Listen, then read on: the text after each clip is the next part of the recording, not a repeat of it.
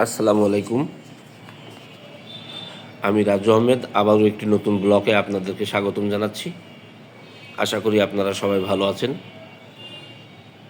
আমরা যখন সুনামগঞ্জ জেলা শহর থেকে নীলান্দ্রি লেক ও টাঙ্গুয়ার হাওরের উদ্দেশ্যে রওনা করি, বর্ডারের কোল ঘেঁষে আমরা রওনা করলাম। আমাদের রাস্তাটা ছিল একদমই বর্ডারের কোল ঘেঁষে। একটি মনোরম পরিবেশ চোখে বাঁধল, তাই এখানে দাঁড়িয়ে দৃশ্যগুলো নিলাম। ভারতের লোকেরা পাথর ভাঙছে সেই শব্দ পাওয়া যাচ্ছে এখানে দাঁড়িয়ে। খুব সুন্দর পরিবেশ। সেই মনোমুগ্ধকর ভিডিওটি আপনারা দেখতে থাকুন এবং মতামত কমেন্টের মাধ্যমে ব্যক্ত করুন।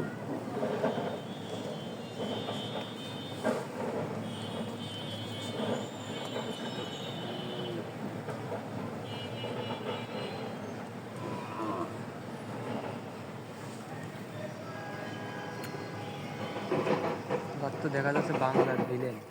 কি কি কইলি রে?